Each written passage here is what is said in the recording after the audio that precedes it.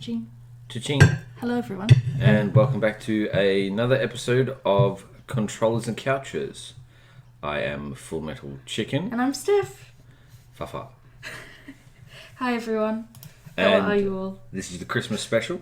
Well, this is the post-Christmas special. Post-Christmas This special. is the New Year's Eve special. Yes, the New Year's Eve special. So hopefully everyone's having a good break if they got some. Well, everyone else who's working. Yeah. Stay safe, everyone. Yes. Make sure you drink water, eat before having the other non-child-friendly drink. Yeah. Have a desi. All the fun stuff. And make sure wherever you go, you take someone with you. Only because And send people your locations on your phone. You can always disable that later. Just so people know kind of that you're safe. Yeah. Cool. Yep. Right on. So, life updates. It was Christmas Day 2 days ago for us. Yeah. Basically just flat out working. And then we finished a ton of stuff on Netflix, which we'll get into later. You had a visit on Christmas Day from a not-so-friendly eight-legged critter. Yep. That was fun. That I majestically spotted it literally. Yeah. In the last moments. As it was either a black widow or a redback that decided to drop out of the ceiling and nearly landed on my head. So, yeah, I'm assuming because it wasn't radioactive, I would have become Peter Parker. Therefore, I would have become Spider-Man. Well, no offense, but if it had either one of us, we would technically be okay. Yeah. But if it was one of the floofs, and the floofs use that as a thoroughfare, that's it. Game over. So I wasn't going to take any chances. So we very, very quickly threw furniture across the room. Yeah. Literally. And Steph hunted for the spider, and Steph got the spider. Yep. Okay. You had a gaming update. Yes, what was the gaming? Yeah. With COD, everyone was saying, oh yeah, jump on shipment. Yeah, it'd be fun with an LMG. Do some camping. I'm like, I'm not a camper. I'm more of a person. So I took up the mantle of, let's see what happens if I take a level 1 LMG and go on shipment. So in the space of maybe a couple of hours, I got that LMG up to about maybe level 30. You go, girl. So proud. So happy for you. You live your best life. Yeah. So camping on shipment with an LMG, well, not so much camping, just running around, it's stupid. So yeah, that and, you know, the continued World of Tanks dramas. But considering we were watching The Witcher, I'm thinking about getting back into playing the Witcher series. Well, we can't do that because we uninstalled it to install the new season for Call of Duty. Oh, great. But, yeah. Our quiz for today is... I want to, hustle through this because, as you can see from the main topic, there's a lot to cover. Throw a New Year's Eve party and we'll reveal the one big thing that'll happen to you in 2020. As always, links in the description, so please feel free to quiz yourself with us. Alright, I'll do question 1. Yep. What time does the party start? 3 p.m, 5 p.m, 8 p.m, or 11 p.m. right before midnight? I'm going to go for 5 p.m. I'm going to go for 3 p.m. because I'm watching Netflix here. Who's watching? Who's coming? Who's coming? Just some close friends, family, a bunch of friends and family, the whole neighbourhood.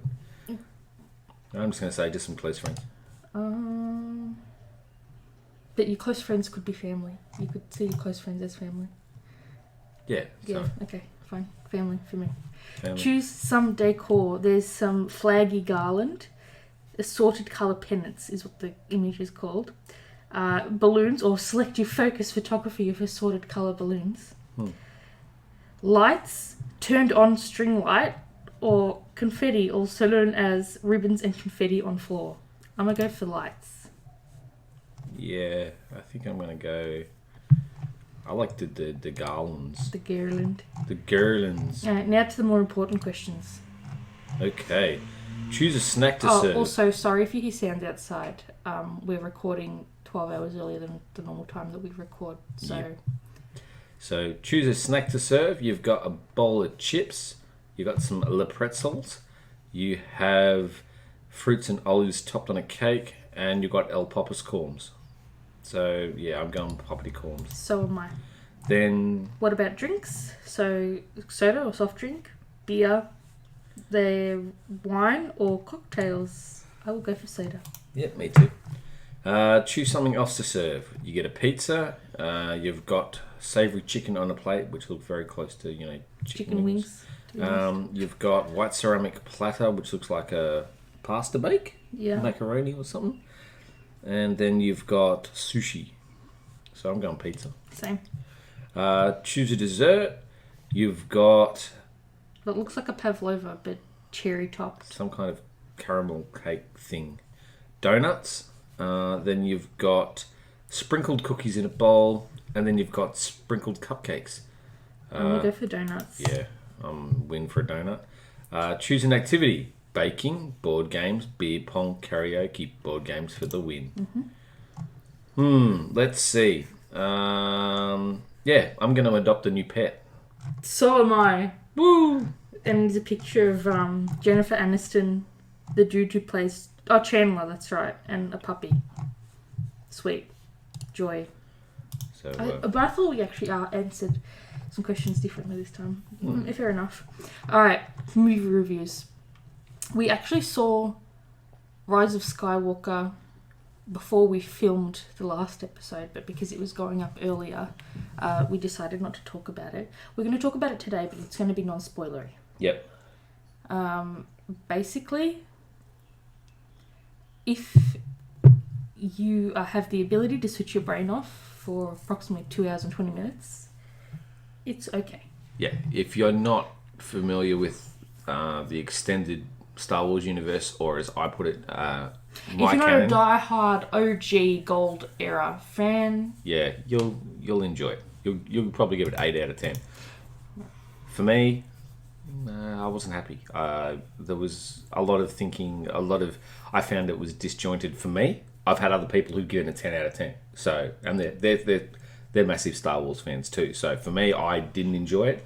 For them, they really enjoyed it. So a lot of people enjoy it. I'm in the camp that didn't enjoy it.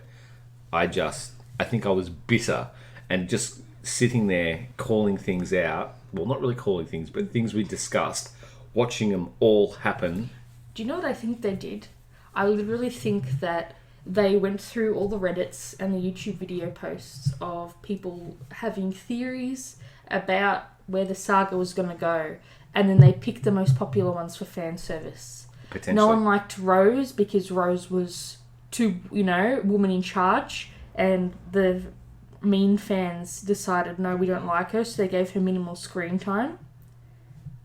And then I think it was just a case of a lot of people wanted to, There was a Star Trek crossover within the last 5 minutes. I'm not going to give away, but You'll know it when you see it.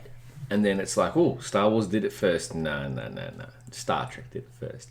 But I think because so many people got butthurt over the last movie. Rightly so. A lot of people at Disney were like, okay, well, we need to appease the fans. We need to make the hardcore fans happy. And as the whole saying goes, you can't please everyone.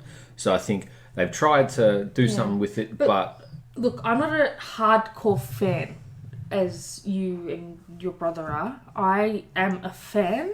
I grew up with the second trilogy. And even then, I'm not saying it was all fantastic, perfect roses, whatever. But this one, especially this last movie, I could barely tolerate. And going on what I know from just Star Wars lore, I guess you could say, or the Force lore, there were so many things that I was looking at you like, this doesn't happen. Like, this isn't part of it. This stuff can't be happening. And again, we're not going to spoil it for anyone who hasn't seen it. Maybe in a year or two's time we'll go back and do if someone wants, but I don't want to spoil it for people who obviously haven't seen it in the first week, because if it was 3-4 years from now, you could say that's tolerable to start giving out spoilers, but what do you do? But all in all, if you had to give it a rating out of 10, me personally, I'm giving it a 3. For me, I'm giving it all a 1. I was not happy at all. So yeah, I'm the bad guy. And a lot of people are going to give me flack for it, but at the end of the day, that's look, you paid your money, you went, no one's given style, these little tinny boppers. And that's another point, like there was a kid there who I would guesstimate was about between the ages of 10 and 14. I would say he's about 12, to be honest. And even he was so bored by the movie, he pulled out his, what do they call that, the Nintendo Switch? And he was playing on it during the movie, and you go, if a kid of that age is has playing no on a interest, Nintendo Switch. What's left for the rest of the world? And it was jumpy. And this was on release date, and it just didn't make sense. But anyway, on to some things we actually liked. We did get through a few things on Netflix this week. We started a series, there's only season 1 out at the moment. It's called Virgin River. It's like a really watered down medical woman. That used to play in the 70s. Yep. But it's really good. It's based on like a 19-book series. If you're into kind of more, what would you call it? Like, how would you describe it? A girl who's gone through some stuff and she uncovers what she went through in the first, obviously, first few episodes, and then she's there to help this elderly doctor who's just to help him with his practice and that sort of thing because his wife has asked him to come in. And then you get pulled into the lives of people in the town. And we literally finished it in one day. Like, I'm not saying it was fantastic, but I was invested. Yeah, and just how it changes from the beginning, because at the beginning, she's just... Character growth. Her character, it's a very chauvinistic, sexist approach to her character, and then it kind of evolves from there. Yeah. So I'm like, okay, yeah, interesting. Yeah. We also watched Don't Fuck With Cats. We want to put a massive content warning. It's not a documentary about cats per se. It's a true crime documentary. Yeah. It is very graphic, both, in both terms of animal abuse and also murder. Yeah. You left to go to work about 3 quarters and it was enough for me to kind of go, I don't get scared by true crime, and after you left to go to work, I actually paused it and made sure all the locks on the house were locked. It was disturbing, to say the least, and it was one of the more, I suppose, mini documentary series where I was like, for me, there was parts where I was just like, are you kidding me? It was very in your face, in a sense, and a lot of people on Reddit and Twitter were very much, the show should comes with with trigger warnings, because there are a lot of, and we don't say trigger warning in a disrespectful way. Trigger warning, actual medical. Yeah, someone has actually gone through and actually pinpointed all the times that feature any certain animal cruelty for people who. Yeah.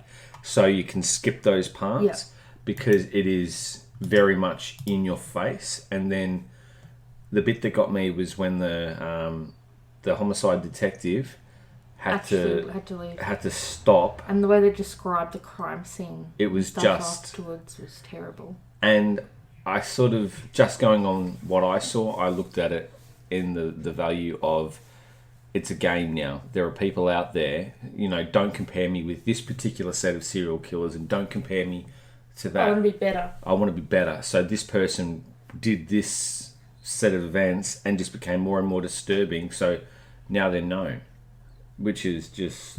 even, to be honest. Also, we had the release of The Witcher, which we finished within 3 days of release. Yeah, so that was very much, a great sort of opportunity to see the live action version as opposed to the game. And the interesting thing about this is, because the series is based loose, well, I wouldn't say loosely, I'll say very closely to the books. They've tweaked certain aspects of it. Yeah. However, Andrei Sapkowski, the author, has... Well, him and Project Red kind of had a falling out with the game. But the game, now that they've started getting things back on track, they're actually working in collaboration with the author. So there's going to be a new, apparently in the works, a new Witcher. So the Witcher 4 could potentially be coming out in the next 5 to 10 years. Wow. But he is essentially one of the lead kind of writers for the... Yeah. So they're going to go to him for... scripting. Yeah. And direction. Story plot. So, personally for me, I give it a good 9.5 out of 10.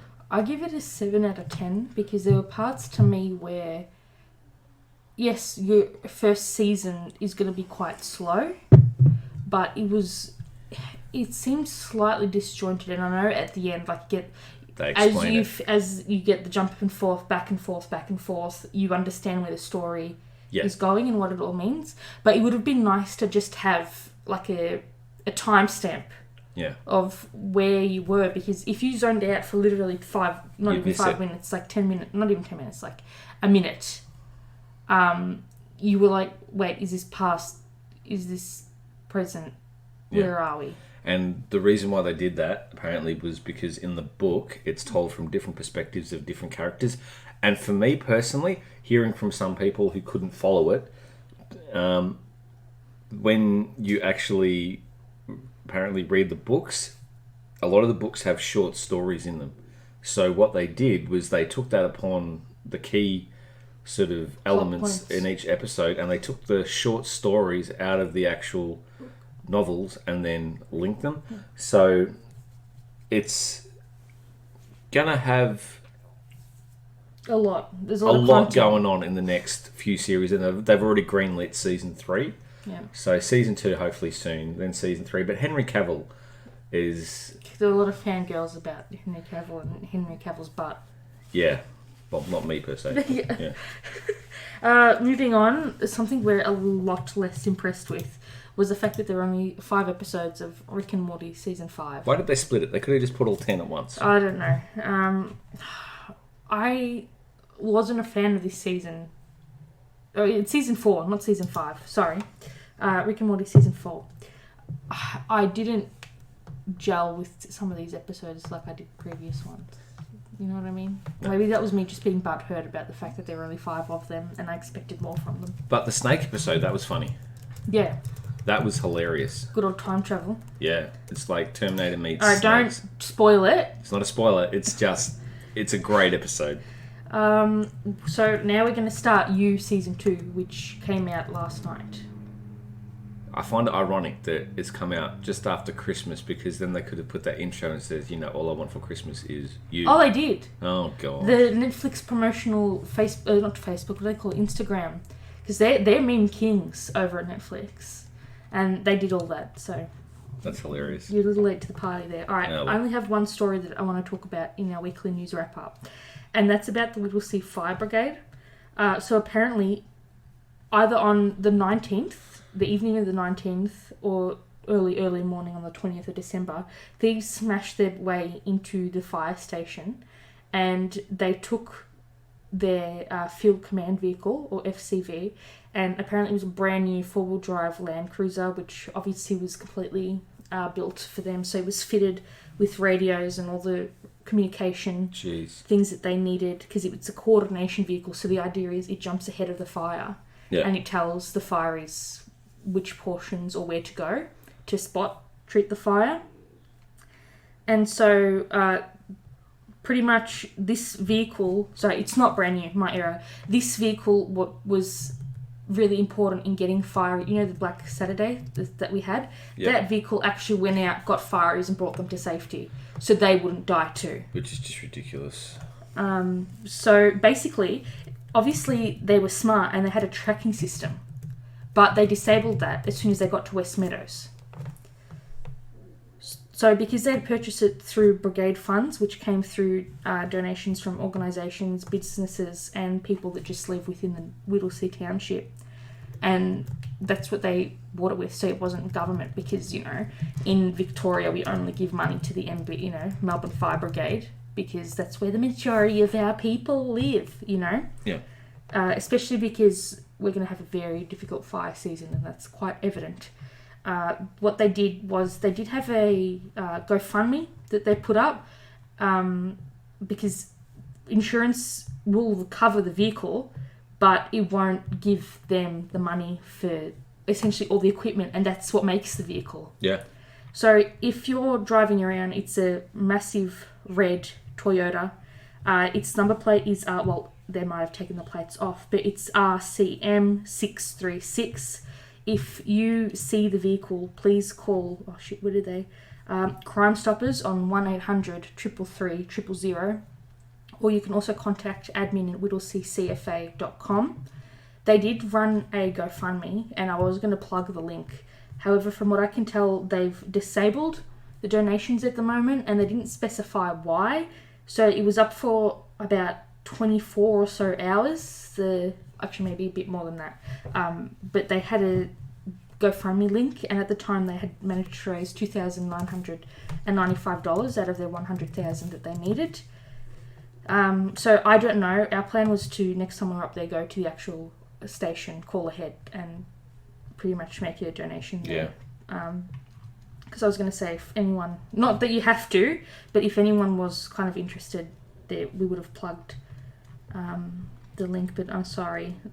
When I go to the site right now, it says the organiser has disabled new donations to this fundraiser at the moment. And they haven't, all they've said is hopefully we can soon commence our fundraising again. They haven't said any reason why the fundraiser had to be closed, but that's just real shit. It is. People are real actual assholes. And this is not the season to be really messing around with emergency service equipment and vehicles, because, you know. We spoke last week about how New South is literally on fire. Yeah. You know, and the air quality there, and just people don't give a shit, unfortunately. It's unacceptable on all accounts. Alright, so we ready? Yeah. We're going to dive into a very long-awaited sequel podcast, and this is Scientology Part 2. And before we go into this, I want to say that in no way, shape or form are we disrespecting people who actually find solace in the religion, who are actual practicing Scientologists. We just have an issue with the top tier people. Yep. Who all kind of we'll get into it later. Some of this stuff is fact. Some of this stuff is presented as opinion. So I picked up a lot of information from, like, when we cover Sea Org, I guess I should reference it. I did use the Scientology's websites to get that information. There's sort of general information, and I could get some book excerpts that were available on Google to read up about kind of like the last few years of L. Ron Hubbard, and sort of the rise of Miscavage, ex-members speaking out. There's an actual book published that I'll talk about later. Their tax problems are generally what is known as published by papers like Business Insider, Wall Street, and all that stuff. And conspiracies, obviously some of that may be opinion. I don't know. But I thought I just wanted to cover everything. I also sourced a lot of information from, like I said, the church's website, and a Sunday Times article from 1987, which I can list for everyone as I get into later. But before I actually get started, I also want to say that I plan on buying the 10-book beginning set. I just want to set up a PO box first, because the last thing I want is letters following me around for the rest of my life, like some people have posted they have received. And what I'm going to do is, it's going to take some time to get through them, because some of them are over 800 pages long. Yeah, it's very much dry reading. Yeah. It's almost as though you're going through a psych textbook that is the wrong. results section of a chemistry journal article. So, no disrespect to chemists, because what you do is real science. It's no just disrespect. it's just a comparison. Just a comparison. That a lot of statistics, values, and look how much profit. Nonsense. Not that I'm saying chemistry is built up on nonsense. Yeah, but this is nonsense. just gibberish. So once I actually set up the way to receive them, it will take me a while to actually get them, and then it will take me a while to actually slowly work through them. So if you want a dedicated podcast to each book kind of review to breakdown, or if you just want like a 20-minute segment within a specific podcast, I can work that out for you. Just let me know. But yeah, I don't want to go into a store, because especially the Melbourne store, apparently the new one in Ascot Vale, they are very, very, like, they hardly let you leave. Really? They like pin you around, and because of where the bookstore is, it's like within the middle of the church area. And so you have to pass like 7 or 8 people, and they're like really thing. And I don't want to go in there and then give them my name and my address, This way, if I do it online, I will just give them a PO box, because I saw some people who said that they've been receiving letters from them from like the 1980s. And they just follow them, are like handwritten letters from people all over the world who are allegedly Scientologists. Jeez. So that scares me. Yeah, that's And I don't want them to, like, I plan on using a fake name, if that makes sense. Yep, no, that makes sense. So yeah, all right. We're gonna pick up where I left off last time, over a year ago, and that is at the Sea Org. So when you go to their official website, this official spiel is that the Sea Organization is a religious order for the Scientology religion and is composed of the singularly, most dedicated Scientologists, individuals who have committed their lives to the volunteer service of their religion. The Sea Org is a fraternal religious order and is not incorporated. Members of the Sea Org are wholly responsible to the church to which they are assigned, and are responsible, as are all other staff, to officers and directors of the church. Apparently it was established in 1967 and once operated from a number of ships, and it was essentially kind of founded to assist LRH with his advanced research operations to supervise the church's organizations around the world. It's entrusted to the minister and the advanced services of Scientology. It retains its traditional name, although today the majority of its members are based on land, which is interesting because we know he was all about Navy. So as soon as he died, his Navy isn't deployed as much anymore, right? Yep. However, they still wear maritime-style uniforms and have ranks and ratings. That's, yeah. What do you do? So the Sea Organisation motor vessel Free Winds is entirely staffed by Sea Org. They utilise LRH's training materials that he developed during the early days, and apparently has the best safety and service record of any ship in the Caribbean. However, what that fails to mention is some stuff we're going to get into later in literally like 5 minutes, which was the measles outbreak, but that does not appear on their website. Don't know why. Because you know why? When you're a Scientologist, aren't you not supposed to get sick? You take your body to a higher order. Yeah, pretty much. But whatever. So because they're volunteers of the order, they work very long hours and live communally with housing, meals, uniforms, medical and dental care, transport, and all expenses associated with their duties will be funded by the church. And they also receive an allowance to purchase personal items because their other expenses are fully covered by the church. They participate in training and auditing during a portion of each day, but otherwise dedicate themselves to furthering the objectives of Scientology through their particular functions. They are there and at the forefront of spearheading the church's massive social mission, including, listen to this, the largest non-governmental drug education campaign. And I just want to tack on here, I know it's not about Sea Org, but like, I went down a deep dark, they actually have a YouTube platform, but it's not YouTube, it's called Scientology TV. Okay. Right? And I watched specifically the Melbourne. It was like over 50 minute video. And I watched it's a documentary, believe it or not, about the Melbourne office, or the Melbourne church branch. And literally the amount of people, workers, employees, church, Scientologists, whatever, volunteers, that work at that church that say the church pulled them out of drugs was immense. And it's just that... It's just like they went from one hardcore thing to another hardcore thing. Like, good on them for kicking the habit. Yeah, but it's almost like they prey on people with addiction. Yeah. And if you've got... How much of a sheeple are you? Addictive personality. I mean, for instance, as we discussed last time during this podcast on episode 1, when I was younger, I went into one of these places purely because the draw card is... Science! Scientology. Okay, you think it's science. But then when you walk in, you realise... But the office has changed since then.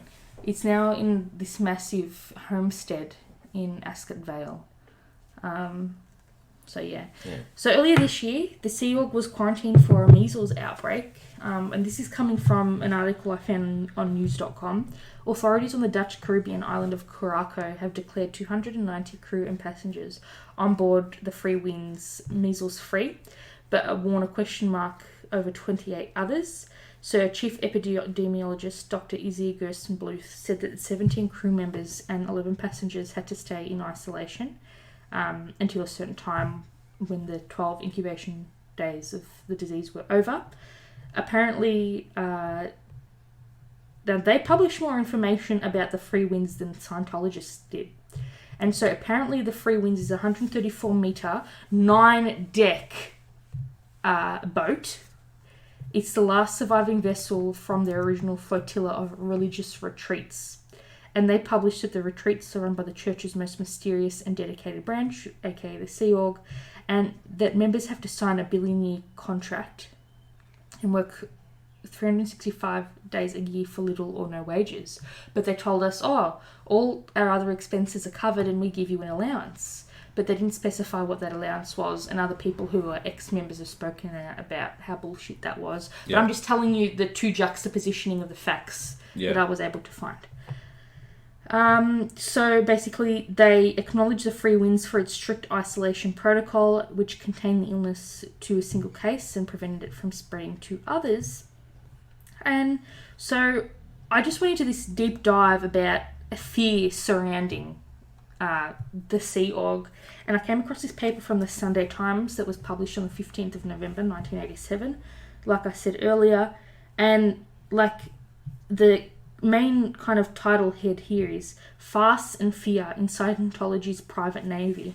In the late 1960s, LIH was being handed by the press, intelligence service and governments.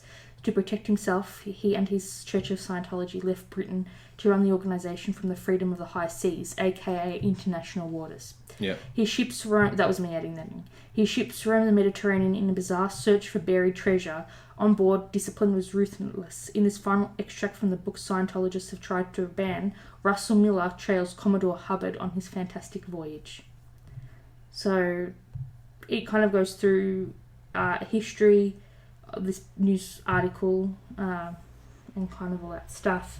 So from what I can tell, from about 1970, he, being Hubbard, was surrounded by kids of the Sea Org members on this boat. And they called it the Commodore's Messenger Organisation, or the CMO.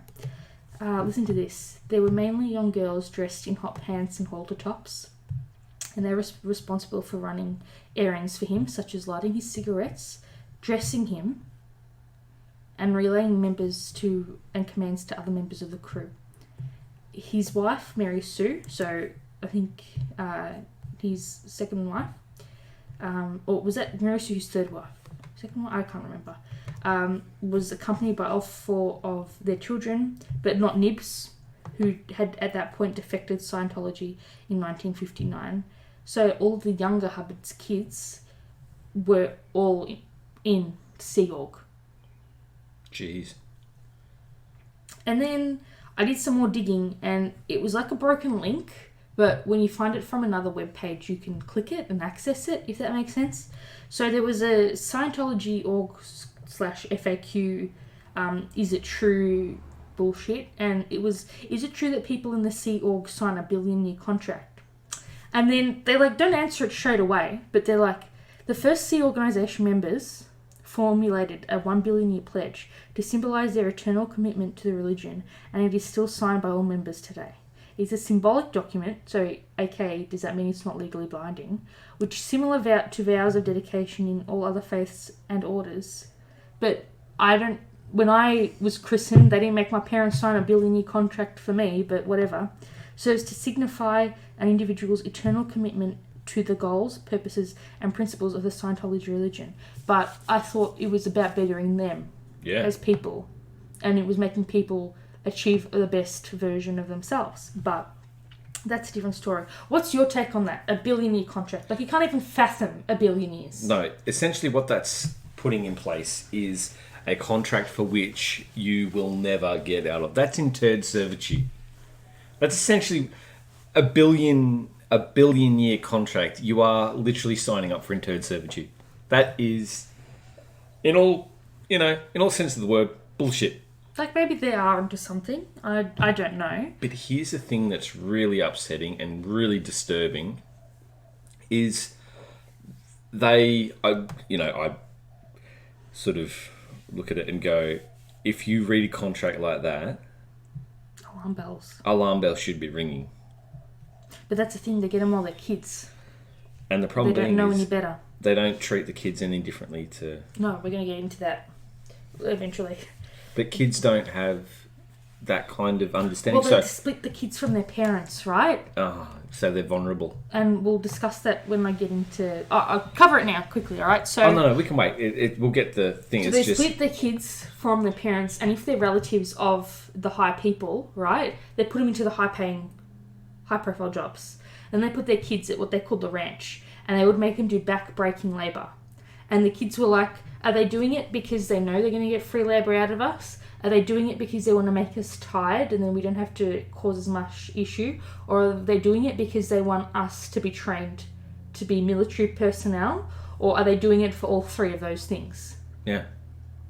And the parents did not know what the kids were doing, allegedly, according to this one book that I read that I'll cover minimally later. So it was all what looks to the outside looking in, especially the high profile stories, they don't know what people are going through. It's really It's all disturbing. very hidden, smoke and mirrors. It is very much disturbing.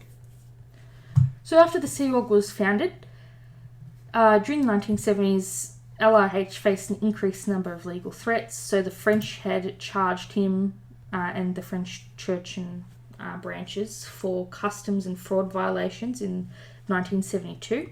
So he was advised that he was at risk of being extradited to France. So he left the Sea Org fleet temporarily at the end of 72 and he lived incognito in Queens, New York. And then he returned in September of 1973, so almost a year off, when the extradition threat had pretty much gone away. So Scientology sources, and this was one book that I couldn't get access to because Google, said that he had carried out a Scientological study in and around New York City. Apparently that is in some of his publishings. We will have to wait until we actually get copies of the books to confirm that, if that's okay with everyone. Because they list all these references, right? And so you read these excerpts, but then when you actually go to find the document or the book, you can't. Does that make sense? Yeah, that does make sense. So I don't want to just read what someone has published. I want to actually show me where you actually took that phrase from. Yeah. But it's so hard because there's just... And they reference this one book and no one sells it, but they're like, oh, it's on page 53. So you go to Google Books and you can't access page 53. You can't access anything past the table of contents. And it's like, that's bullshit because that would have provided so much information and from their point of view, in quotation marks. And then you go to buy it and it's $1,000 Australian dollars. And it's like, I'm sorry, I don't have that kind of money to burn. No, it's... But anyway, so his health had deteriorated significantly during this period because we all know he was a chain smoker. He had, at this point, and I'm not fat shaming, but apparently he had gained excessive weight. He had a prominent growth on his forehead and he was suffering from bursitis. So his mobility was very low. And he, again, this is where I'd like to say if you're allegedly signing up to be a Scientologist, they're supposed to take all these ailments away. Right? So he suffered from serious injuries in a motorcycle accident in 1973. He had a heart attack in 75 and he needed to take anticoagulant drugs for the next year. So I don't know if that was like warfarin or whatever, but there you go. So in September of 78, he had a pulmonary embolism. He fell into a coma, but he was able to recover. So he went back and he sort of took a massive step back, but he was still involved in managing the church and Scientology, and he established at this point the very controversial Rehabilitation Project Force in 74, and he issued a lot of policy and doctrinal bulletins. So from memory, what this was, if I can go to my other bank of notes here. So basically this was people who violated, because they're very militarized. Yeah. So this was their jury system. Great. So if you violated expectations or policies, if you had hidden evil intentions, if you were doing low quality work, or if you were deemed to be unproductive by their standards, you would go up to these people and you would essentially have to face a jury of your peers, in quotation marks. Again, the Navy has that too, right? But that's a different story. However, the Sea Org's voyages decided to come to an end. So again, they had a massive amount of ships. The Apollo was banned from several Spanish ports, and it was expelled from the Curaçao Bay in October of 1975. So they had to kind of like start getting rid of their assets. Yeah. So the Sea Org came to be suspected of a CIA operation, which led to a riot in Funchal, Madeira, when the Apollo had docked there. So apparently at the time, Apollo Stars, who are a musical group founded by Hubbard and made up entirely of Sea Org members, was offering free on-pier concerts, right? Can you see where this is going? Yeah, I can. In an attempt to promote Scientology. And a riot had occurred at one of these, like, on-board concerts, right? So because all this shit was going on, he decided to relocate back to the US, and this is where they made a land base for the Sea Org in Florida, and this is where the takeover of Clearwater began. Great. So the Church of Scientology attributes this decision as having outgrown the ship's capacity. Right? So we're doing some dumb shit. People are, Yeah. We gotta go far away. But it's too small for us. We're a big group of people. So in 70... Also, don't you need a permit to have other people on your boat, and you need like a certain amount of a license to carry a certain amount of people? Yeah, and plus, obviously, there's different regulations on different different sized countries. boats, but you need a certain number of personnel per passenger, and then... Especially if you're doing on-board concerts, like, isn't that public liability? Like, absolutely, your public liability would be through the roof. But you think he's paying any of these bills? Anyway, no. I don't know. We'll have to look into that. So on the 5th of December of 1975, LRH and his wife, Mary Sue, that's right, she's the third wife, moved into the condominium complex in nearby Dunedin. Their presence was meant to be closely guarded secret, but it was accidentally compromised a month later. So they immediately leave Dunedin and move to Georgetown, Washington, D.C., with a handful of aides and messengers. So, you think your Secret Service, but all right. But he didn't take his wife with him. He left her there with the kids. So he ran, right? So 6 months later, there was another security alert in July of 1976. So he moves to another safe house in Culver City, California. So if you can picture the US map, like mainland US map in your head, he's literally like gone from Florida to Washington, D.C., and then literally 3/4 across the other side of the country to go to the LA, like a place near LA, right? Culver City is like 20-30 minutes away from LA, from memory, because a YouTuber I used to watch lived there. So he lived there for 3 months, and then he relocated in October for Olive Tree Ranch, which is near La Quinta. And here, during this time, his second son, Quentin, committed suicide after this. What do you think was the driving force behind that? The pressure, or maybe it was a fact of he couldn't deal with all this subversion and just, game over? Look, at the end of the day, I can't imagine what it must have been like. That's terrible. Like, a lot of people speculated that his father was very pushy, and you get that a lot with Miscavage as well, and what he did to his family, because they're the main family, they're the first family essentially of the church. Yeah. They have to uphold the standards, and imagine that, like, your whole life. You must think, like, do you think that at that point you kind of go, this is all bullshit and I want out, but there's no way I can get out, and you legitimately see no other option to break away? You can't. From that. Like, imagine being that lost that the only way out that you can see is if you just take yourself away from the equation. Yeah. And that's heartbreaking. Very much so. And, you know, the fact that there is so much pressure on them, it's not good. So apparently he was 22 years old. He was... his eldest son had already quit so his older brother had already quit, right? And so he was then chosen as a successor to lead the organisation. He was on board with his dad on Sea Org. He disagreed with his father's plans, even though he had reached the highest level of auditor training. He wanted to be a pilot. And then in 1974 he said he wanted to be a dancer.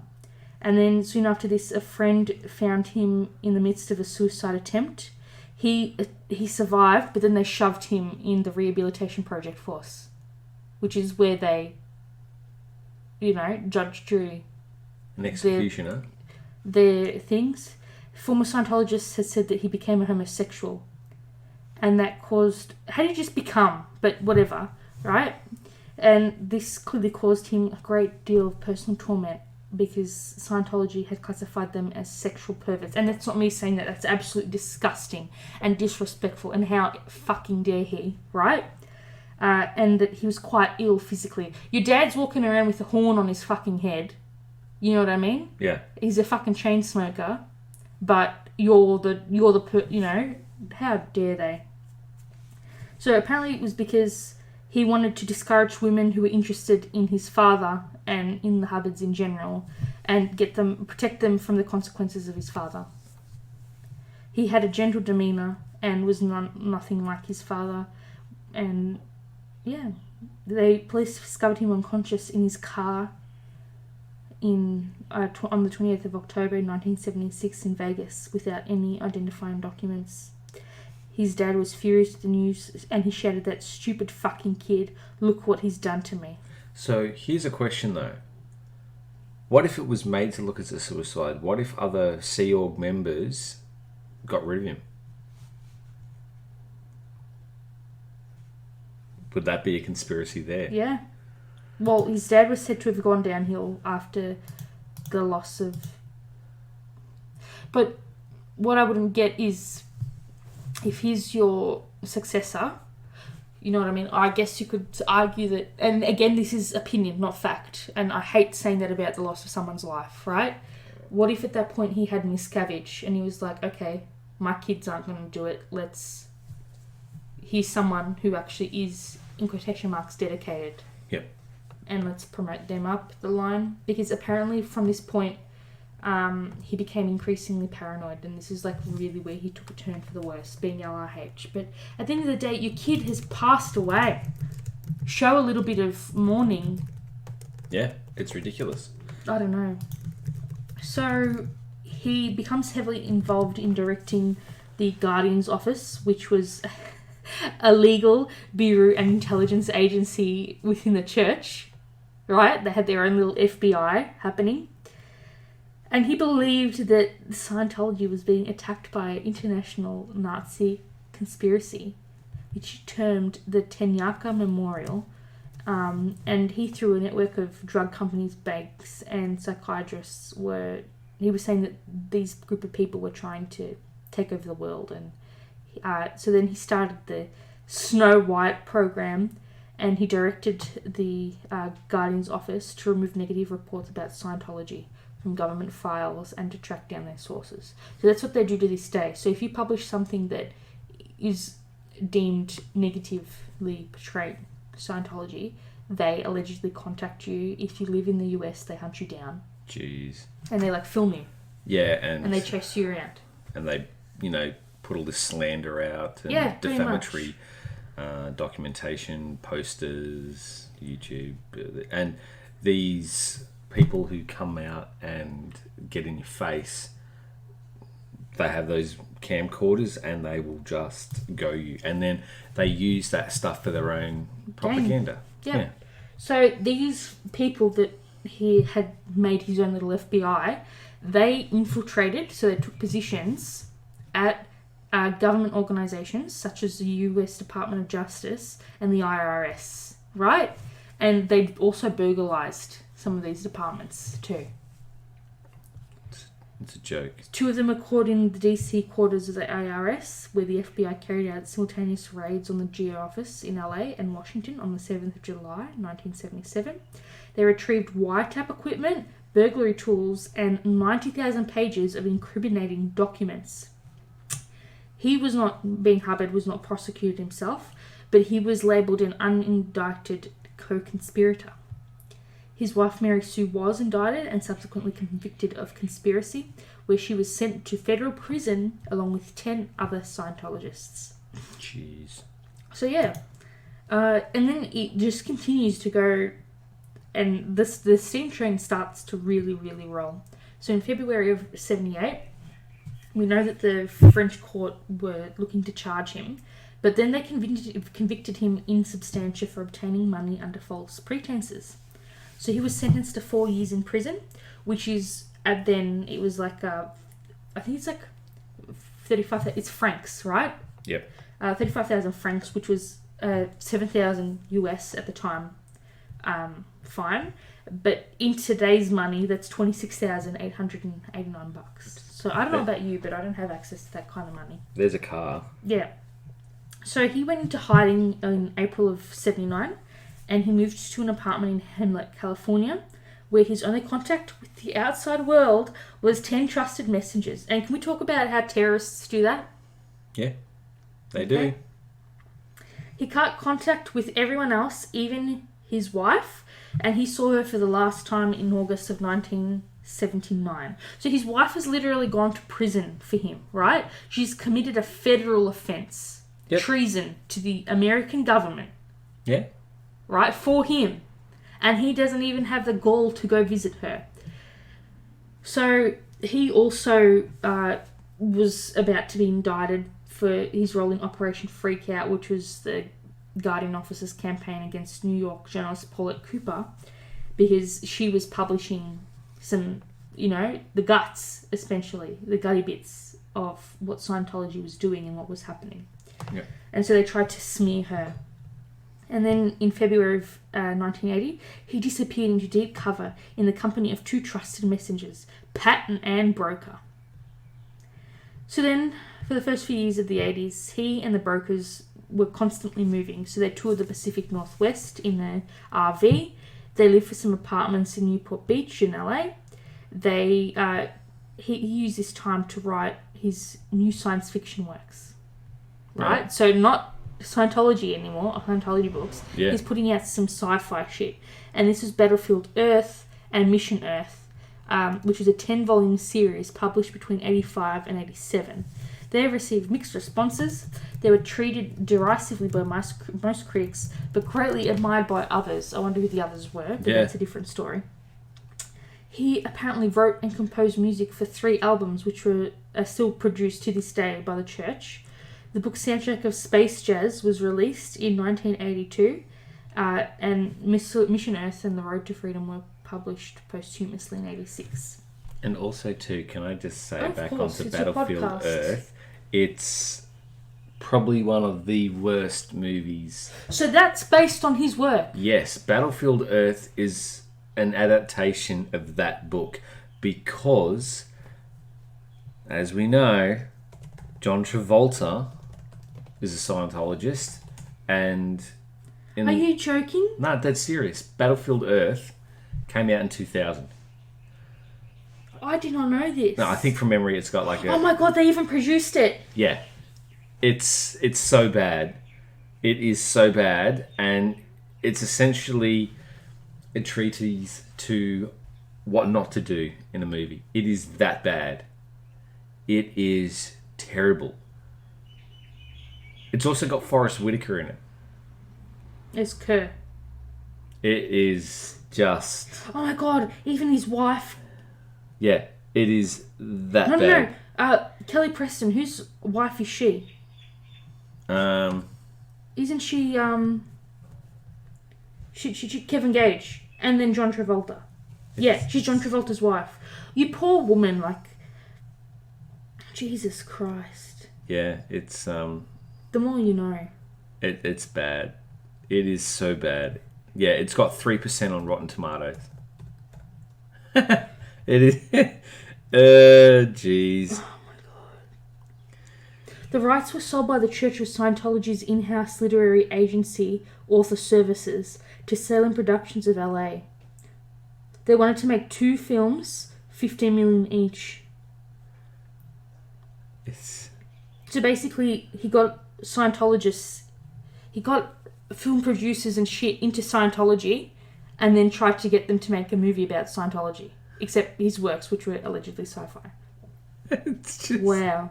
It's just so bad. It's so bad that... I don't know, it's... Have you seen Attack of the Killer Tomatoes? No, I have not. Essentially, Attack of the Killer Tomatoes would be a masterpiece in comparison to this drivel. It is so bad. It is hilariously bad. I would rather sit out the front of the house and stare at the letterbox for 12 hours than... It's bad. Oh, the things you know, the things you find out. But apparently it's got a massive following. Who do you think follows it? It's got cult status. Who do you think follows it? Sea Org. So, in his absence, members of Sea Org staged a takeover of this church and purged many veteran Scientologists. A younger messenger, David Miscavage, he became the de facto leader. So his wife, who is in prison, was forced to resign her position, and their daughter Suzette became Miscavage's personal maid. Jeez. So imagine if that had continued and they had somehow wound a marriage there, right? So, for the last 2 years of his life, LIH lived in luxury bluebird motorhome in Whispering Winds, which is a 160-acre ranch near Creston, California. So he's in deep hiding there because everything is coming down like a ton of bricks. People are still looking for him because of all of these legal proceedings. So he's writing and researching, according to a spokesperson. He pursued photography. He was still writing music. He was overseeing construction, and he checked on his animals. He repeatedly redesigned the property and spent millions of dollars remodeling the ranch house, even though nobody lived in it. He built a 1/4-mile horse racing track with an observation tower, which was never used. He was involved in managing the church secretly through delivered orders by his closest people. And he continued to receive large amounts of money, which Forbes magazine estimated to at least $20 million, which was gathered in his name in 1982. So can you imagine the inflation of what $20 million would be today? Ridiculous amounts. So in September of 85, the IRS knocked on the church's door and said that he was considering indicting him for tax fraud. So his health is continually going downhill. He's now diagnosed with chronic pancreatitis. He suffered a stroke while living in Whispering Winds on the 17th of January 1986, and he later died a week later. And here's also another thing. I feel as though David Miscavige, he's a pretty scary individual. Can we get to that in about 5 minutes? But just in regards to everything that's going on here, it was a case of the church is seeing Elron start to lose his marbles.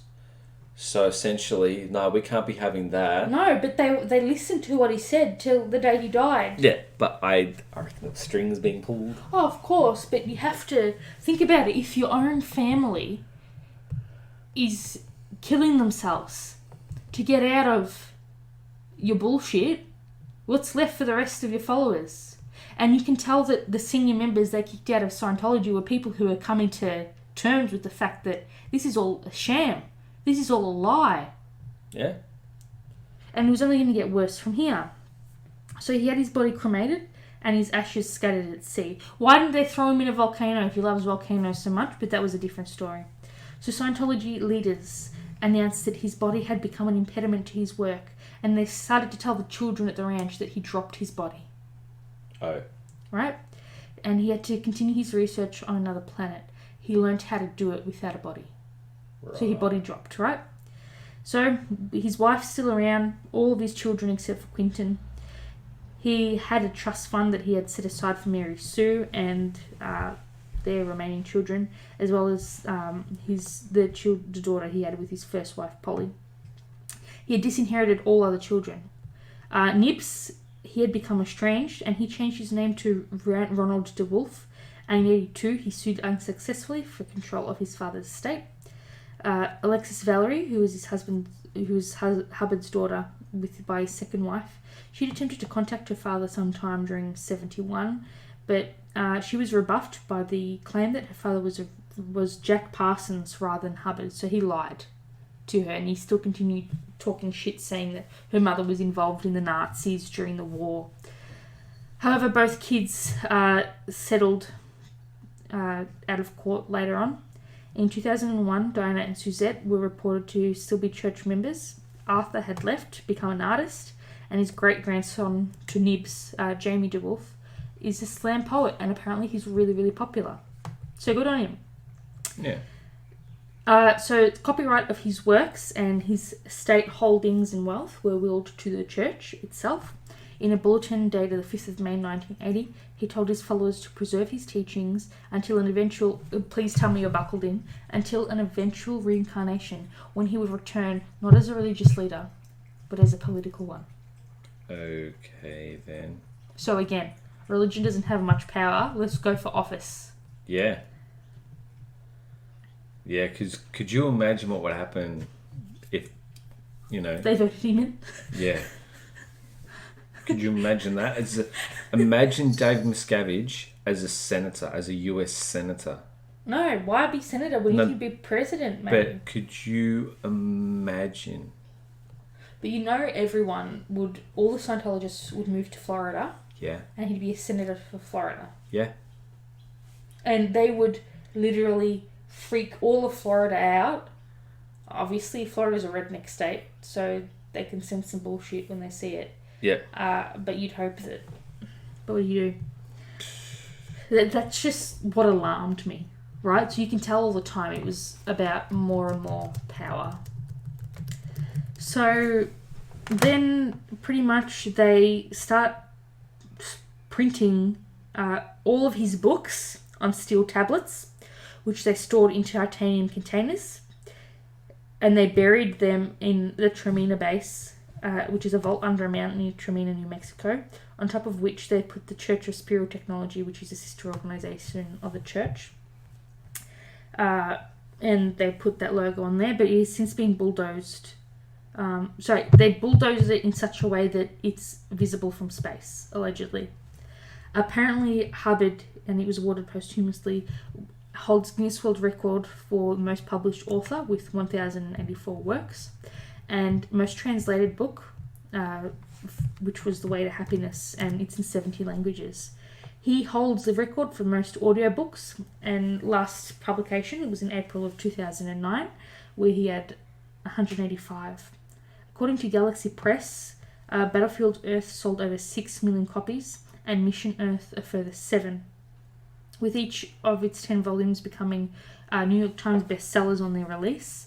However, the LA Times reported that in 1990, his followers had been buying large numbers of the books, reissuing them to stores to boost sales figures. So basically, they would buy back the books. Okay. So they were in Scientologists' hands. So they were fudging the list. Jeez. So say that I'm an author, right? And I want to be on the New York Times bestseller list. And you say, yeah, sure, Steph, no worries. I'll buy 100,000 copies. But then I give them back to you. And again and again and again. Right? Well. So that's... Scientologists had written their desire to make him the most acclaimed and widely known author of all time. And they pretty much... They were scared that they were going to forget him, as far as I can tell. So, posthumously, the LA City Council named a part of the street close to the headquarters of Scientology in 1996 as in recognition of him. In 2011, West Valley City Council declared March 13 as L. Ron Hubbard's Centennial Day. In April of... So this is still happening, right? So how much money is Scientology paying them to do all this stuff? Right? In April of 2016, the New Jersey State Board of Education approved his birthday as one of its religious holidays. So that scares me. Also, can I throw something in that's rather scary, just in light of what we were discussing just before about potentially someone from Scientology getting into the US Senate? There was an actual member of Scientology by the name of David Jolly. He was in the US House of Representatives from Florida's 13th District. Essentially, he got in and everything, and back in April 2016, Jolly's United States Senate campaign spokesperson, Sarah Bascorn, basically stated that there was a campaign that edited his Wikipedia page to remove all references of Scientology. And his lobbying activities. So essentially, because it presented a public negative narrative against him, and also essentially there was propaganda and slander and all that sort of stuff. And essentially, Jolly put it through as a careless staff mistake. So essentially, he stood by his record and wanted the public to be fully informed and everything. So, but yeah, his staff's all made up of Scientologists, right? Potentially. So obviously he, is not part of it anymore. But it's just scary to think that, say, some people obviously there's a lot of stuff going on that we wouldn't have a clue of. But I see that and kind of go, it is scary. Like, what is going on behind the scenes? That's the thing. And essentially, it's funny because since him leaving office, Jolly is a prominent Republic critic of Donald Trump. And essentially, in September of 2018, Jolly and his wife removed themselves from the Republican Party. Well, maybe they weren't even Scientologists. Maybe that he was... I don't want to say that. But yeah, it's just an opinion piece. This is not fact. This is me just talking shit out of my ass. Yeah. What if he wasn't a Scientologist? What if they approached him because he lived in the area? Potentially, yes. Clearwater, and they approached him and were like, look, we hold the most amount of residents. We're the biggest religion in your district, and, we will hold your best interests if you hold ours. Yep. And, maybe he just went to the church and bought a few books to placate them. We don't know. Maybe he's a very nice guy. He could be. We don't know. So, essentially, I think people would be trying to get the foot in the door because I suppose the whole goal of a pyramid scheme is to get more people into the chain. Yeah. So if you get a senator in there, they're going to be high tier. Exactly. So right? they could. You're not going to make them pay hundreds of thousands of dollars. You're going to promote them straight away. So and they don't hound celebrities like they do common folk. Like if I went there and said that I was interested. No. So essentially, that if the upper echelon of the society is starting to fall, you need to gain ground and you need to show that the society is strong. The scam is essentially being, driven. Pushed. Yeah. The drive. Because once you lose the drive... There's nothing left. You don't have traction anymore. Yeah. So apparently, in 2004, the church claimed that they had 8 million followers worldwide. However, religious scholar J. Gordon Melton says that this is an overestimate because they count Scientologists as people who had merely bought a book. So, for example, if I rocked up to the Melbourne office later on this afternoon, purchased the 10-book series, they would then say that I'm a Scientologist and count me as a follower. Yeah. Even though I ain't there. But that's it. So the University of New York's American Religious Identification Survey found that by 2009, only 25,000 Americans identified as Scientologists, but they're pushing that millions of Americans are Scientologists, right?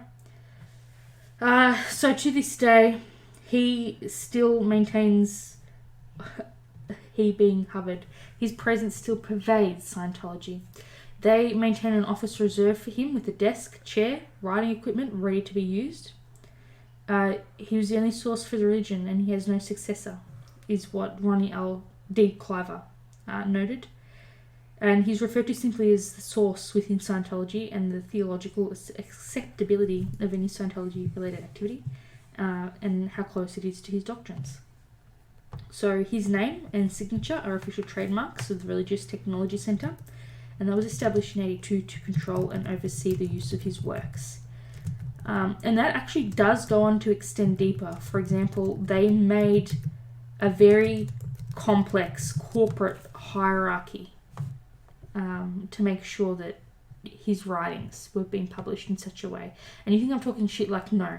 The church made their own. And to this day, and I watched the documentary about it, right?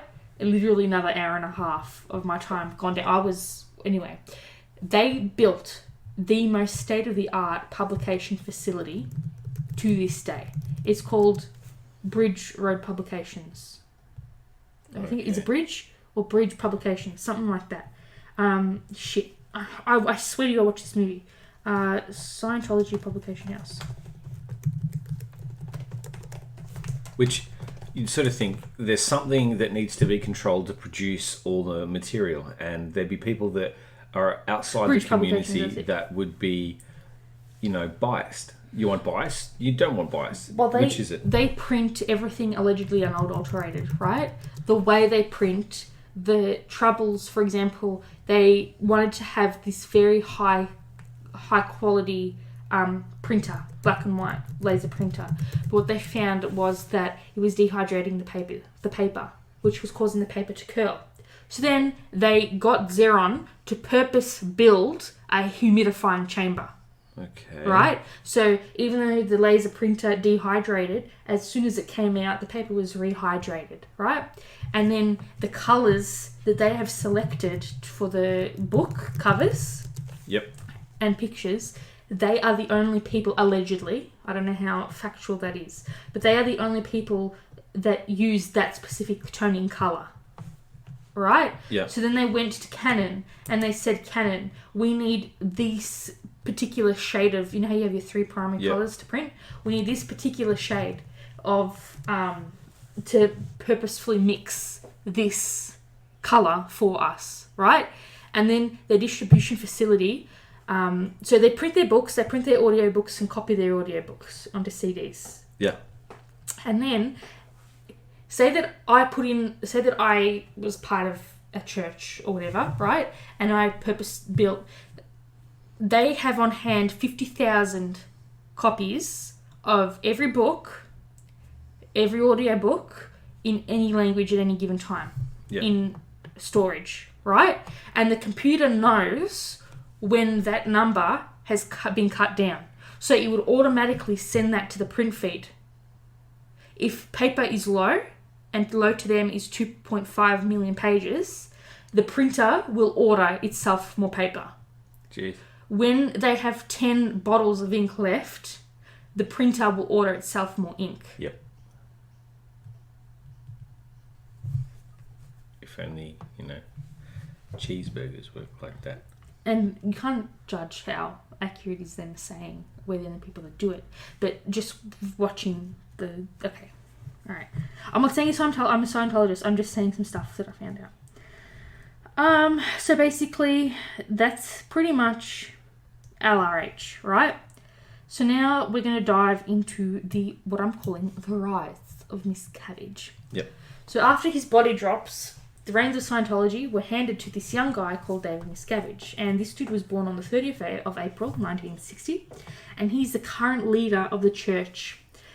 His official title is Chairman of the Board of the Religious Technology Centre, and which is, as we said, the people that own everything that forms Dianetics and Scientology. He's a deputy to the church founder LRH, because remember he was a Commodore's messenger when he was a teenager. He rose to the leadership position by the early 80s, and he was named chairman in 87. The official church biographies describe him as the ecclesiastical leader of the Scientology religion.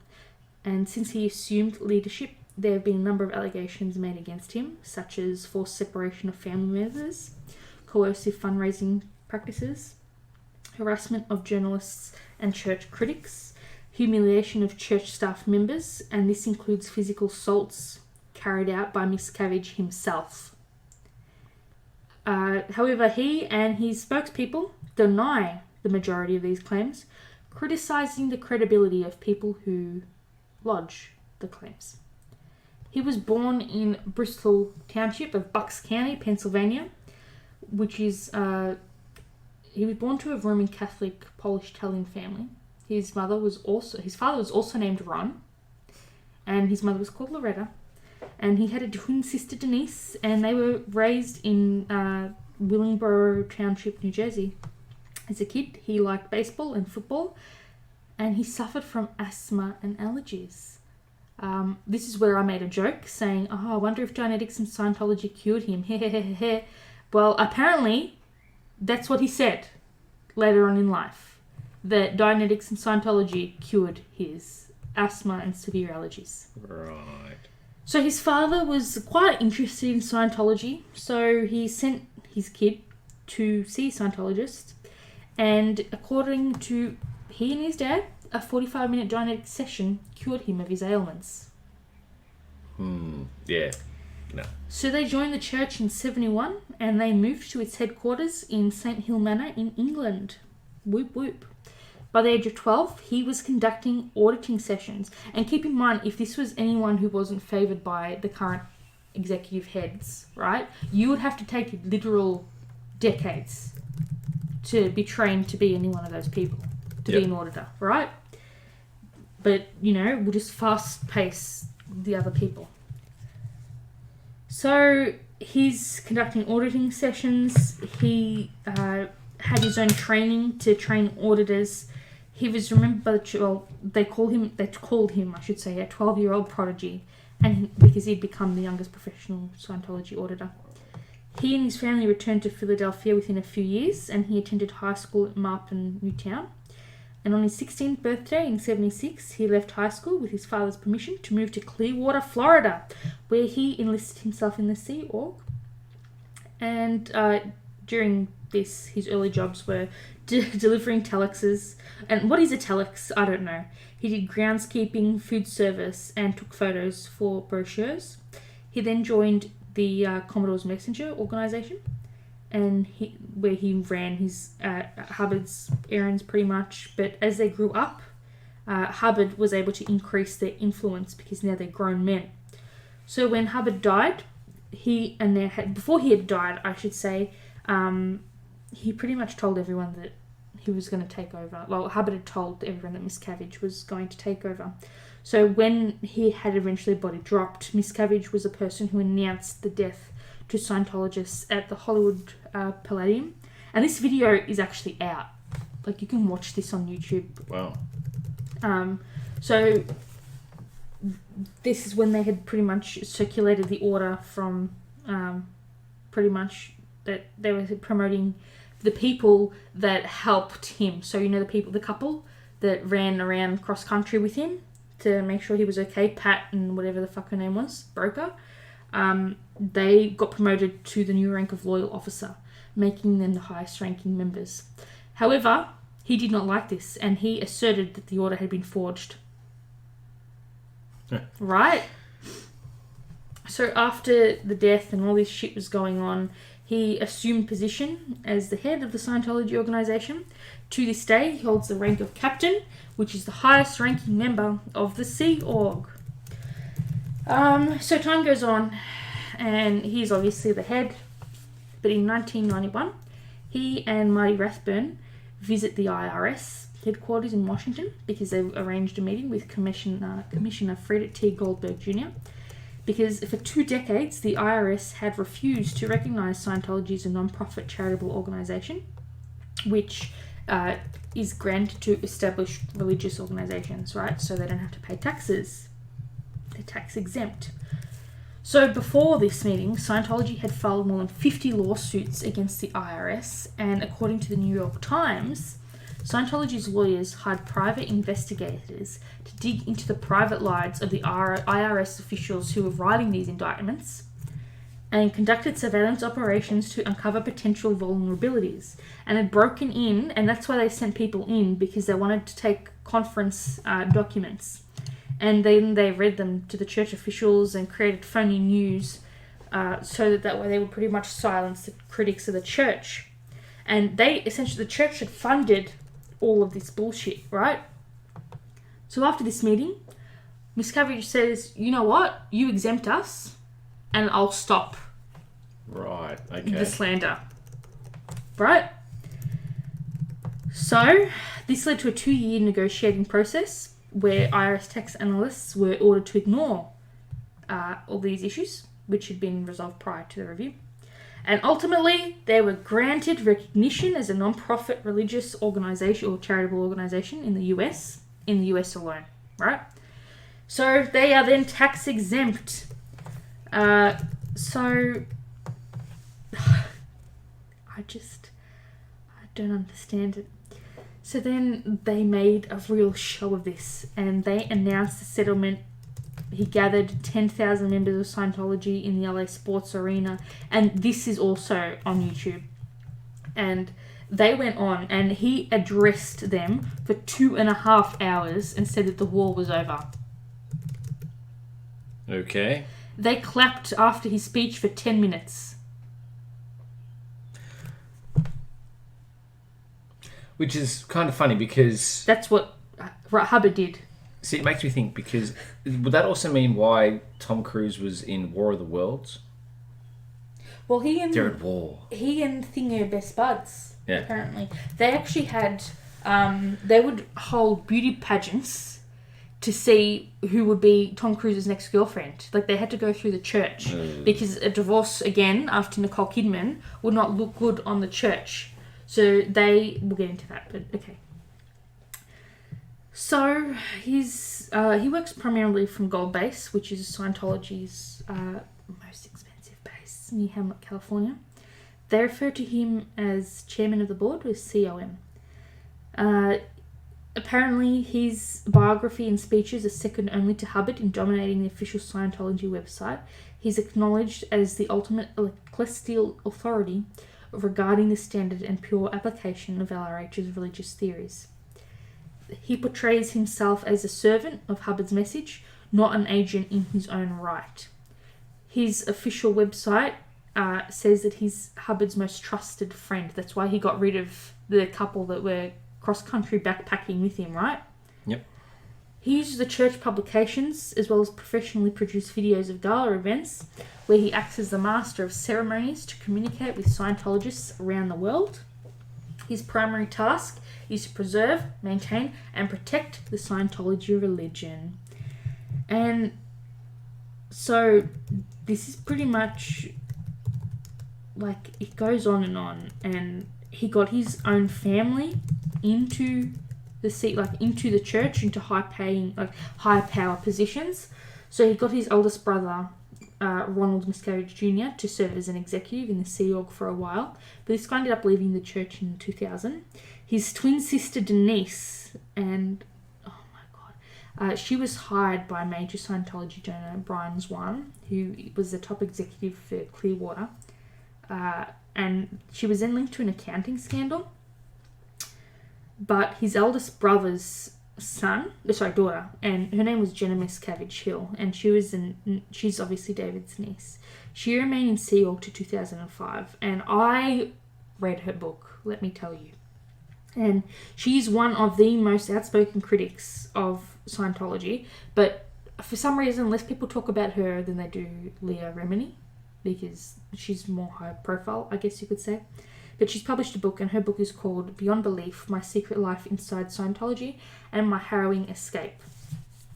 So, like, if your own family are trying to break out what's left for the rest of the world, right?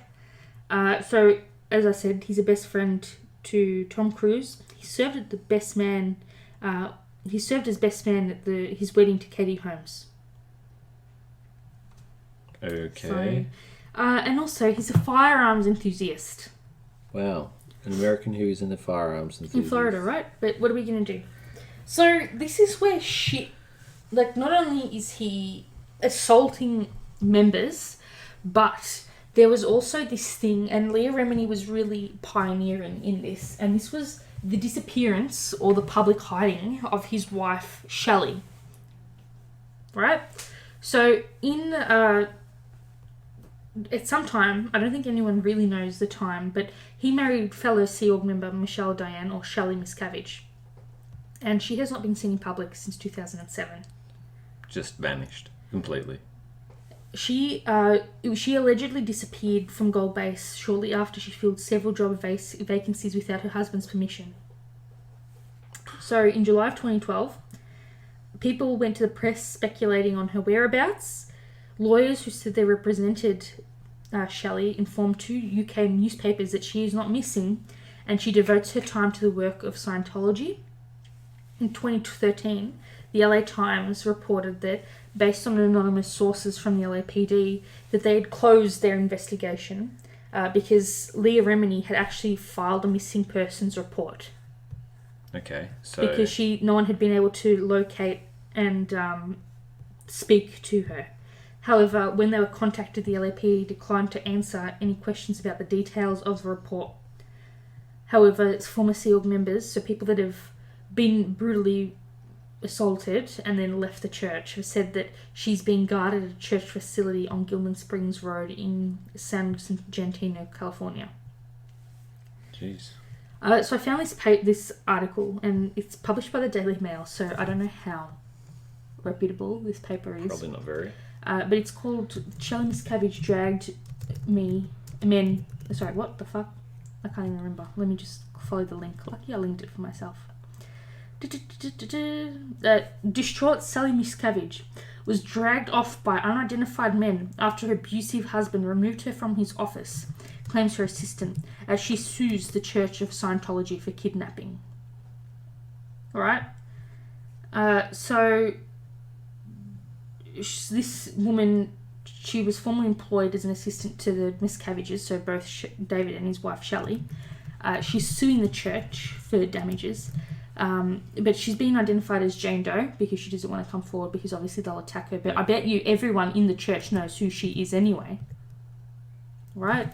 She listed 14 causes of action, and that included false imprisonment, kidnapping, libel, slander, human trafficking, and negligence. She apparently appeared in the Leah Remini series, and because she escaped by hiding in a car trunk. She said that she saw Shelley on the day she was believed to have gone missing in 2006, even though Scientology has denied she is missing. She witnessed a dark, colour-tinted window car pull up to the main building, at which point unidentified men dragged Shelley out. And she said that Shelley had not been seen in public since then, and no one has seen her in the 10 years since she remained with the organisation. But allegedly the police spoke to her. But they didn't say anything after that. To get the pretty much case closed, to say, look, I'm not missing, this is me. But she just left public life, and that was the thing. Yep. I don't know. I hope she's not. I hope she's okay. But what do you do? So, we've already spoken about Jenna and her book. I really wanted to highlight the things, and I took some information from her book, because when people talk about coming forward, I feel like they always mention Leah and other celebrities. However, she is a prominent family member. Like, she had contact with Shelley. And the things she said that Shelley did, like, Shelley wasn't exactly an angel either. Yeah, that's just weird. So, obviously there's a Leah Remini series where she really wants to expose the church and get it shut down. So, if you want more information, I would definitely recommend the book and then the Leah Remini series, because I feel like someone who's closer to the tea would know more about it. If your own family is going through some shit, what's left for the rest of the thing. But that's just my personal opinion. You do with what you will. So, when I wanted to investigate the church's holdings and properties, there are so many articles that list how much they're worth, that give a number as to how many properties they have, but they don't really they don't provide a list, if that makes sense, of how many of what those hundreds of properties are. So, what I can tell, the major ones are Gold Base and all the properties that they own within Tampa, Florida. So the church owns approximately 12 million square feet of property, with Hollywood at the center, and 26 properties worth $400 million US. So in Clearwater, Florida alone, where their spiritual headquarters are, they own 68 parcels of land, which is worth approximately $180 million. They, for example, this is what they did with the Melbourne building. They buy churches that are historical landmarks internationally. Yeah.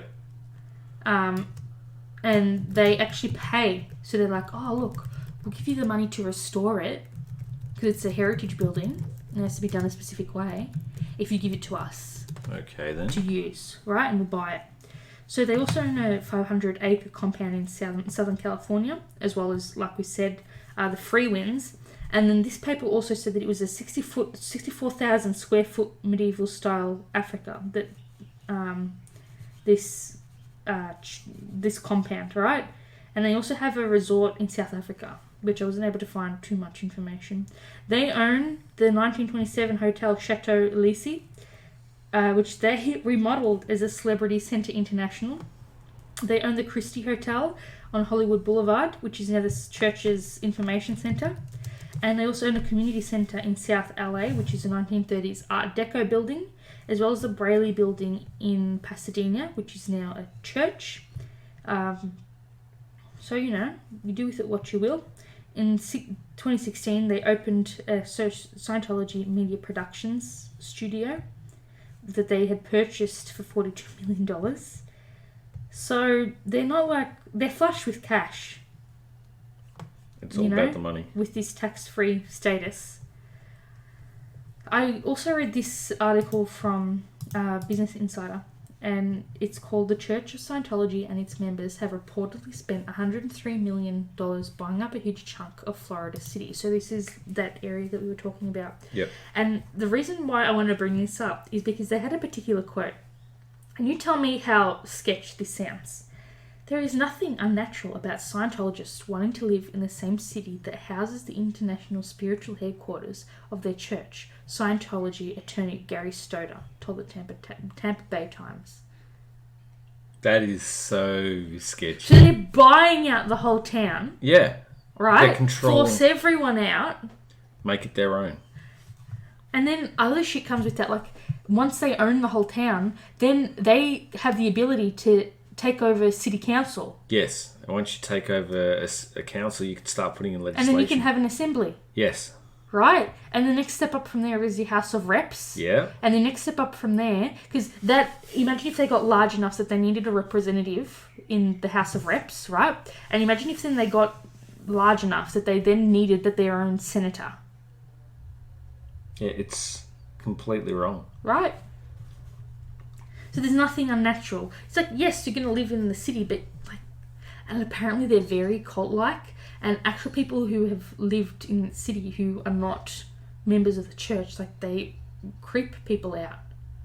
And people go there and there are so many vlogs of people filming them, which you shouldn't do because no, you don't want, if they filmed you, you'd be pretty pissed off about it, let alone you know, stoking the fire and filming them. Yeah. But it's just insane. So I found this other paper by Market Watch about how they pretty much spent millions of dollars to try and take control of this area, and it's just it's so, like, it's smart when you think about it. Bottom line, that is actually a really clever way to go about things. Scary, but when you got money to burn, like, what else do you do? Yeah, it's something where you just kind of go, okay, well, I can essentially do what I want, because if you have that much money, you are reducing the chances of, I suppose, slowing that. Yeah, exactly. So another reason why I wanted to build up Gold Base, and this is brought up in any documentary series crushing Scientology, is the existence of this place called The Hole. Yeah. And it's believed to be on Gold Base, to the point where, if you want to look at some images, I know that it's sketch, but go to the Wikipedia page for Gold Base, just to this portion of what I'm speaking to you about, right? So, because all the pictures that I'm going to describe are right there. So, this property is surrounded by Scientologists, and they film 24/7. So, if I'm just a casual person walking my dog past their compound, they're going to film me and my dog. Yeah. Right? And they're going to harass me and my dog. They have also constructed this thing called an ultra barrier, and this is bladed fences that to me look like they point out at 45-degree angles. Yeah. And these are like, this is some sketchy shit. Looking at this, like that'd cut you the F up, right? So you can also go to Business Insider and someone essentially, before drones became as scary to fly as what they now are, someone took a drone and flew over Gold Base, right? Yep. And then they took the footage, they took a screenshot, and then what they did was they matched it up with what all the celebrities and people who had actually been in the hole, where they described the hole was. They matched that up with the picture. So I've got it in our show notes. It will also be in the links, like if you search it. Yeah. They actually circled it with an arrow, the hole. Like they identified where it was. So this place is described as a detention centre for high-ranking members who have displeased David. And you can get shoved in there for not answering a question, having an inappropriate facial expression, falling asleep for being awake for 48 hours straight. If you do anything they do not like, you're going to be shoved down this hole. Jeez. So it's very much a case of do exactly as you're told, when you're told, how you're told. Yep. So this dude, Mike Rinder, said that he was there with 100 other people. They were forced to eat slop. They weren't able to come and go. The doors had bars on them, and the windows also had bars on them. There was a guard at the door who was posted for 24 hours a day. So apparently David likes to visit this place. And again, this is not fact. Yep. But apparently David goes there. Miscavage, that is.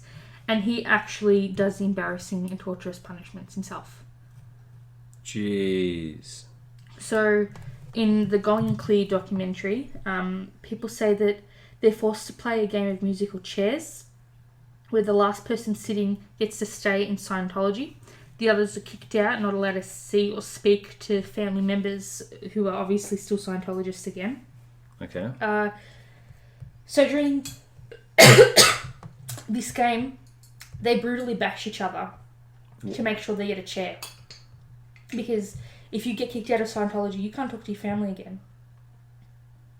So if it was me, right, playing the chair game, my husband and my kids would still be in the church, and unless they left, I would never be able to see or speak to them again. Wow, that's... Right? So you're bashing people to be able to sit your ass on a chair to play the next round. That's really, really bad. Right? One man was allegedly forced to stand under a very, very strong aircon while water was poured on him. Another woman, and this is where it gets completely fucked, she was beaten until she confessed she was a lesbian, and another member was seen to have to lick a bathroom floor for half an hour. Jeez. There was constant pressure that they had to convince their sins, essentially, against David. To David, I should say. And if an executive did something he didn't like, they would be sent there. In 2009, the FBI investigated Scientology because of claims of human trafficking. And then, so, 2 Scientologists were pretty much allegedly seen doing forced labour on the church grounds, so like at this base. And the people that were there to do the investigation saw it happening, but the judge ruled in favour of Scientology in the case because of the First Amendment protection for religions and their practices, among other things. So that caused the FBI to drop their case in 2011. Jeez. So to this day, the church says that any accounts of former members, describing this hole are false. The place does not exist. They acknowledge that they have a system of discipline for members. They told ABC News that there's no such thing as the hole and never existed. They refute the accounts from both Going Clear and Leah's A&E show, saying that they're false, motivated by bitterness and money. Great. So apparently There were really cramped conditions. Men would sleep around a conference table. Women slept in cubicles and within small offices within the trailers. The place is infested with ants. In like the summer, dead heat of summer, they switch off the air conditioning. So you can imagine 40 people in this shed with no aircon. Yeah, that's going to in be like stifling. 100 and something degree days, right? They schedule shower times for when they're less likely to have to run across David to piss him off. And yeah, so that's pretty much it. They make people to group confess. And they really, really do not like people who have, in their words, homosexual tendencies. And they get their fellow inmates to bash them. Jeez. And again, this is alleged. So, this is where I was like, okay, we know that there are a lot of conspiracies surrounding Scientology. So we already spoke about Operation Snow White. We've already discussed is it a takeover of Clearwater, Florida. There's this place called the Cult Awareness Network buyout. So this place takes 16,000 calls every day, and it coaches and supports families who have lost loved ones to unorthodox religions. And they worked for 20 years helping people out, trying to expose, excuse me, I have to cough again, religions who pretty much just wanted to profit. So you can see straight away that Scientology would target them. So the church launched 50 separate lawsuits, and they listed every single charge they possibly could on the docket, right? But nothing went through. So most of them were thrown out of court, but one landed, and the Cult Awareness Network had to pay $2 million. That caused them to file for bankruptcy, and they were bought out. Great. So apparently, if you read anything that is published by this, it's propaganda to glorify the Church of Scientology. Right? So they spied on the creators of South Park, and I actually made us watch this episode because it came on Netflix Australia. And so they literally have a caption on the screen when you watch the episode and it says, this is what Scientologists actually believe, right? So a lot of people were freaked out because, you know, most people didn't really know what Scientology was about. They knew that Scientologists were creepy, but they didn't know the final end piece of paper that, you know, how you're supposed to go through all the levels of auditing and clearing before you reach that final level. And they give you a letter and they put you in a quiet meeting room and you read it and you find out about the whole volcano aspect bullshit, right? And so most people didn't know about it. And so this episode aired, and then an internal letter from the Office of Special Affairs asked for viable strings that can be pulled against the South Park show creators. And so they pretty much went through, pulled every single public record on them. They went through their rubbish, their phone records, and they had bank records, and asked me how they got through them. So they tried to blackmail Matt Stone, and all they said was they tried to pull some strings, but I didn't find anything more from that. We know that they like to remove criticism from the internet. So former Scientologist Tori Christman says that the Office of Special Affairs has a whole team dedicated to nothing but removing or refuting every piece of criticism against the church they can find on the internet. One person, she says, can use 5 separate computers with 5 separate anonymous identities. Jeez. Right, at any one time.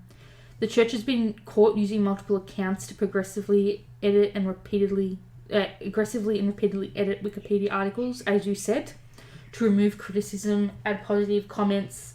So now apparently Wikipedia has banned Scientologists from editing articles. So if someone makes an edit to something involving keywords, it will revert back to, so they can save it. Yep. And then within 30 seconds, the system server will revert the edit back to what it was originally. So we know that they like to spread lies about former members. Pretty much read the book for that, about all the hate speech and slander and all that bullshit. They trick people into donating money And that's common people like you and me, not so much celebrities, because they want to make the celebrities happy. Yeah. So, I've found this thing where it was like actress Jenna Elfman was invited to come to Legoland to light their Christmas tree one year. She was happy to oblige. She wasn't going to accept a penny for her work. Instead, all she asked was for Lego to donate $10,000 to a charity called the Youth for Human Rights Group. And turns out they didn't have anything to do with human rights because they're a front for Scientology. So there you go. It's all bullshit. Pretty much. And Lego caught onto it, thankfully. So they use celebrities to silence news stories. So this is where we've got like people who call absolute shit. And it's just they're all... Yeah, pretty much. So apparently when Leah Remini started putting the news reports out, she started on 60 Minutes before she made her series. And Tom Cruise personally called her and said, cut it. Do not let 60 Minutes air the episode. Jeez. And so they pretty much ran the story anyway, and Scientology blamed her for failing to censor it. Jeez. They're also known to stop book releases, the most popular one being the one that... So, David Miscavage's dad, who got him into Scientology, has published a book about his son. Saying... My son's a fucking ruthless asshole, right? So, we already know that Jenna's published it, but his dad himself wrote a book, and it's called Ruthless Scientology, My Son David Miscavage and Me. And he says that his son lied about being appointed head of Scientology by LRH, and says that he seized power, which makes sense. I'm not saying it's right, but it makes sense because he tried to get rid of the other two people that were there when he passed away, right? That couple. He also talks about essentially the whole, but says he accused the church of confining members in appalling conditions, subjecting them to deprivation and violence, and a whole lot more. Yeah. And David Miscavige was absolutely freaking furious. He threatened to sue his own dad to stop the book from coming out, but the lawsuit failed. Jeez. And last but not least is planting a secret Scientologist senator, as you described, because they wanted more influence and they're really ready to do whatever it takes. So David Jolly, he ran for the Republican seat in the Senate for Clearwater, Florida. During his campaign, he called himself a Christian. But people think it's a lie because he received thousands of dollars of donations from Scientology and Scientologists. They were key members of his rallies and fundraisers, and they included him as a guest of honour in their own events. His campaign leaders, as you said, scrubbed off any association to Scientology wherever they could. Yeah. So because it was identified, he was forced to drop out of the race. Yeah. So I don't know. Maybe like he was just bought off. You know. I reckon it was a lot more ominous than that. So yeah, that's pretty much it. I apologise that it was a bumper episode, but I wanted to get it all kind of done because I made people wait for so long. No, that was a good one. So yeah, at the end of the day, it may be like I'm all for things helping people, and I like the idea of it.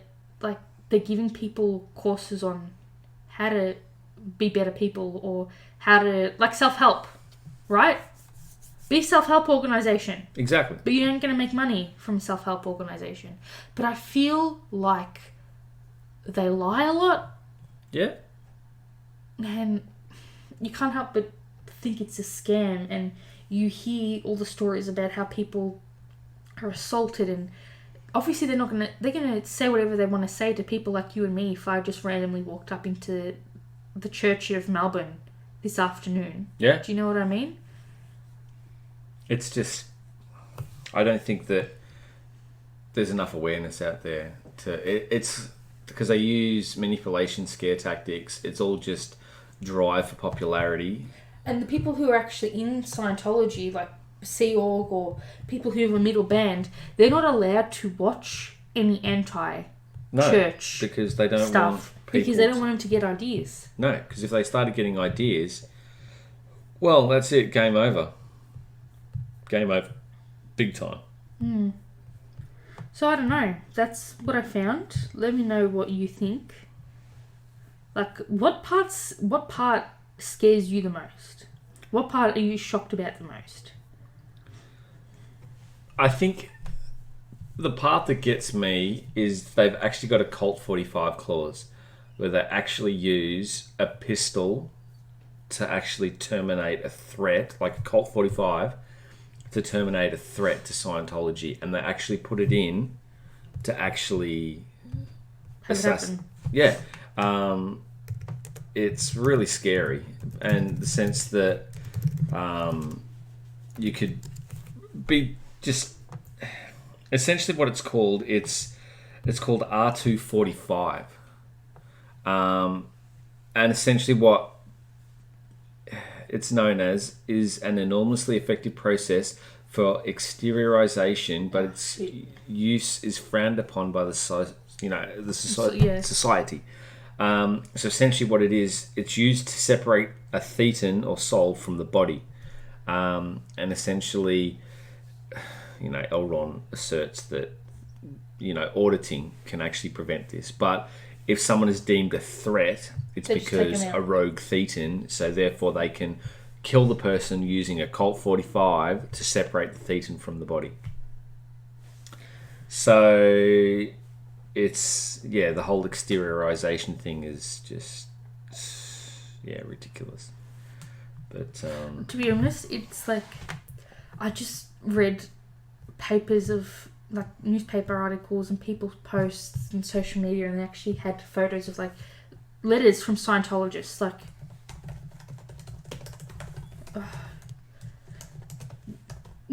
like up to 20 something years later, and you just go, like, people have been receiving letters, like they might have just gone to one course in the 80s, right? There was this one guy who went and he just did one course in 1987.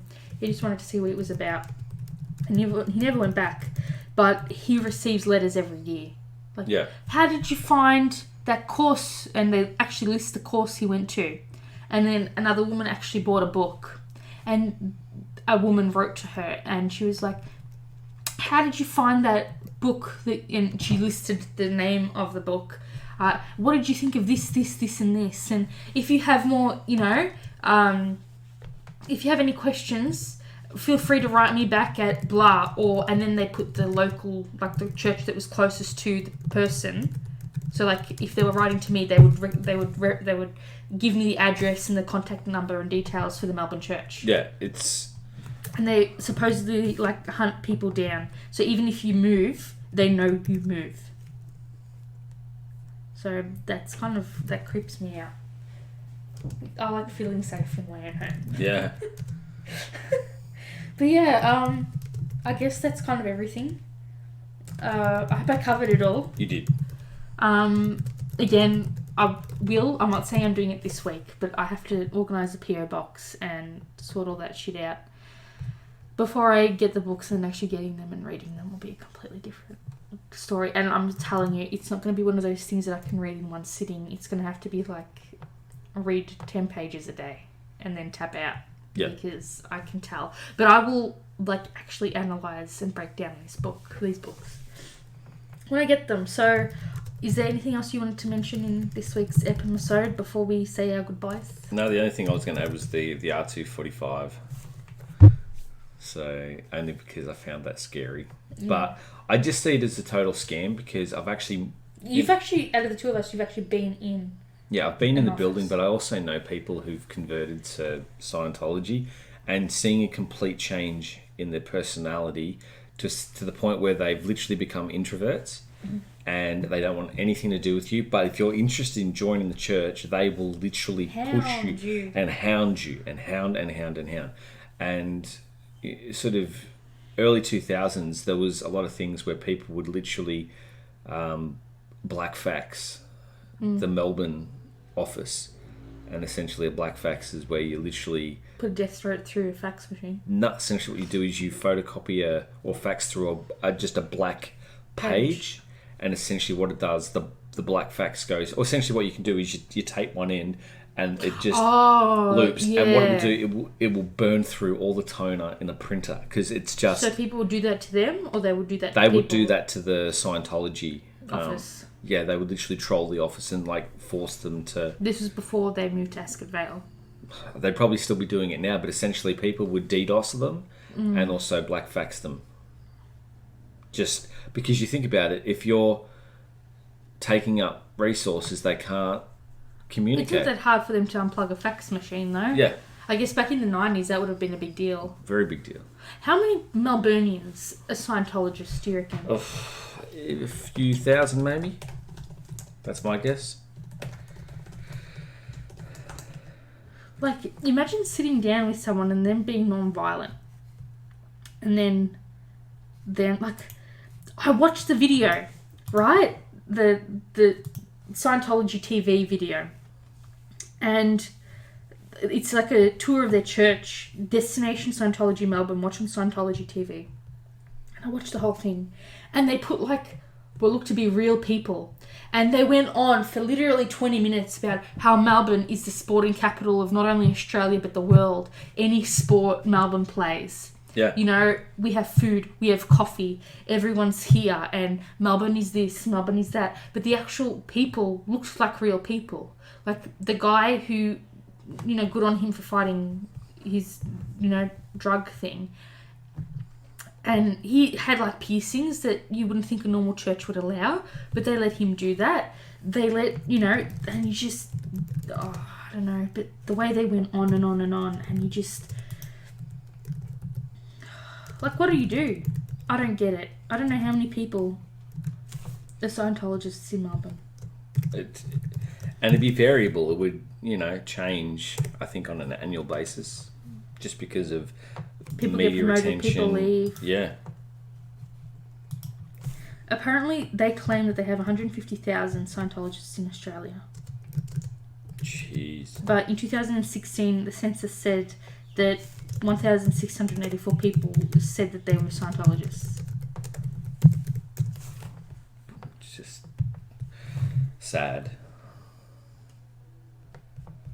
Apparently, the government has banned them from public events.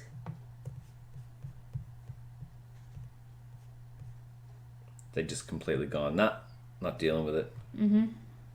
And in 1965, the Victorian Board of Inquiry into Scientology occurred. They were restricted from forming under the name in Australia. So Australia was like, no, we're not about that bullshit. And then they went through a court appeal. I just think it, you know, should be... Linda Walicki, who was formerly diagnosed with a psychiatric illness, was not administered her psychiatric drugs prescribed by the hospital because of her beliefs of her Scientologist parents. So they administered her vitamins imported from the United States. Her condition worsened, her parents became alarmed, finally relenting and administering her the prescribed medicine. However, 3 weeks later, she assaulted them, killing her father and her sister, wounding her mother. Far out. After the incident, the Australian Church of Scientology Vice President Cyrus Brooks in Sydney continued to criticise psychiatry and psychiatric drugs, while the Australian Medical Association President Rosanna Capolingua spoke to ABC Radio, saying if the girl had access to appropriate medical treatment, she would have changed the course of her life. She's been found not guilty by reason of insanity, and she's been living in hospital for the further treatment of the rest of her life. Far out. What else is there? There's a Queen Street massacre where Frank Viktovich had tested the church 2 months before he shot a number of people on Queen Street. He took a personality test. So he approached the church as a volunteer before he carried out his massacre. Far out. Scientology said that he was suspected to have hit rock bottom. People who they identified him as being extremely depressed. And they enrolled him in the ups and downs life course by the church. And all these people had to be present at the inquest. Far out. The test itself may have contributed to his mental state before he shot 8 people in 1988. there is no evidence that he was influenced. And then far out, like... It's just scary to see and hear and read everything that goes on. But when you see it come out, it's not straight away, it's later on. Yeah. So it's almost like it gets covered up. You know Senator Xenophon, the Greek guy? Yeah. The arsehole? In November of 2009, because he was an independent at the time, he spoke in Parliament saying that it was a criminal organisation and he had received letters from former followers that included claims of abuse, false imprisonment, and forced abortion. Far out. He and his staff interviewed a number of people. He held a parliamentary inquiry to investigate the church's activities and exempt its status. His call was overwhelmingly rejected by the Aussie Senate, voting 33-6. Fucking hell. So much just happens that we don't know about regarding these things. It's just an absolute joke. Apparently Scientology also targeted schools in New South. They sent them Scientology material, and the state government warned principals about a Church of Scientology attempt to infiltrate primary schools with propaganda videos and booklets aimed at Year 6 students. So they're trying to target the kids. The DVD was sent to various schools for students, but did not reveal it was connected to the Church of Scientology. Who the fuck gets a DVD and shows it to kids anyway? I don't know. It's just essentially... Just in the mail. Yeah. And it's like, oh yeah, better play it for our kids. And, the fact that they don't, differentiate between the kids and the adults, that's why you treat children is exactly the same, is because they've got older thetans apparently, going to children, so therefore they treat them like adults. Yeah. Which is you got to get them from the beginning. Kate Sobrano is one. Yep. James Packer was involved in the church, but he left in 2008. Jeez. Jesus Christ. Alright, that scares me. That is very, very scary. So I hope you enjoyed this episode, guys. Thank you so much for listening. Yes, thank you very much for listening. It was a fun one. Informative. Yeah, it was pretty crazy. Let us know if you would be interested in us. I think I'm going to do the book stuff anyway, but just give me a while. But if you would be interested, let me know, so I can kind of push it up my schedule. Next week we're going to do something a little different. I'm not going to tell you what it is yet, but I already have all my notes done for it. Awesome.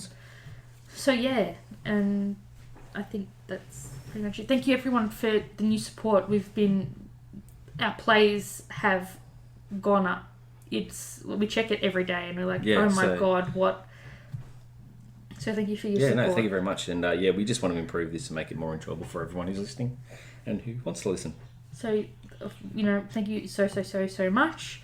Hope you have a fantastic and safe New Year's Eve, New Year's Day. The next time you shall hear us, because this video, oh my God, this episode is going live in like 2 days. The next time you shall hear from us is the 5th of January. Yes. So, yay! Excellent. Have a fantastic New Year's. Yeah. Be safe. Again, hydrate. Yep. Have a friend. Yes. If you're going to go drinking, that's fine, but don't overdo it and make sure you eat get before an Uber you go. or a taxi afterwards. Exactly Don't right. bother driving. I mean, Or who knows? rope a parent. Deb. Or do it at home. I mean, like, take Dad away from working on the car or something. Get him to, Yep. And don't be that asshole that shoots off firecrackers and scares neighbourhood pets. And especially, like, if you're in Australia, we're in the middle of a heat wave. So the last essentially, thing you want is fireworks burning down people's property. So, yeah. And if you see any suspicious activity, or if you have seen that truck that we were talking about, can you please contact Crime Stoppers? Where is that number again? 1-800-333-000, or contact the Whittlesea CFA. Yeah, absolutely.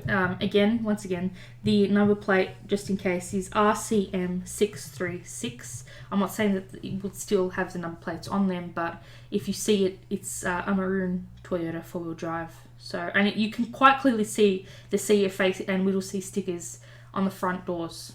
So, trust me, with all the radios that they appear to have on it, Yep. you're going to know what it is. So, thank you so much. Have a fantastic rest of your holiday, guys, and you shall hear from us in the new year. Yes. So until then, thank you for listening. Feel free to give us a thumbs up if you're listening on the channel or platform that can. Feel free to I don't know. Do we promote the subscribe thing? I don't know. It's if you feel like subscribing, if you feel like that no would be pressure. great. Thank you. Because essentially we just want to help bring the knowledge to the masses. Well, we enjoy doing Yeah. this stuff, so it'd be nice to know that someone enjoys listening to my ramblings. I mean, we have had some feedback that has kind of said they prefer listening to you because I sound a bit more of a moron. So in the sense that I just do this for the fun. I am the person who roped you into Yeah. it, so I feel bad, and you will eventually have your own episode when you find something that you want to talk about. Yeah. But I happen to be the research head, and then you're the person who injects. Yeah. So, the dislikes are probably due to me. No, that's not true. We don't have that many dislikes, though. Yeah, which is... We've only had one meanie comment. I have plenty of grounds to earn more then. Okay. So Thank you so much, everyone, and you shall hear from us shortly. next. I was going to say next year, but next decade sounds better. Yes. And just, for all the people out there with, 20/20 vision, next This year is year's the your year year. for, perfect hearing. Maybe. Yes. So... Have a great rest of your day, guys. Have Yes. a fantastic week. Bye-bye. Enjoy. Next time. Au revoir. May the force be with you. And also with you. Yes. How are you supposed to respond when someone says, "May the force be with you"? Ask if they're a Sith. No, Are you I'm being Sith or are you serious. Because when someone says, "May blah blah blah be with you," I immediately go back to my Anglican high school, private school ways and say, "And also with you." Well, I had someone that said, "May the force," and I said, "be equal to mass times acceleration." Yeah. So yeah. Anyways, until then, enjoy and be sure to go watch The Witcher and The Mandalorian if you haven't already. Yeah. Yeah. So okay. Bye bye. Bye bye.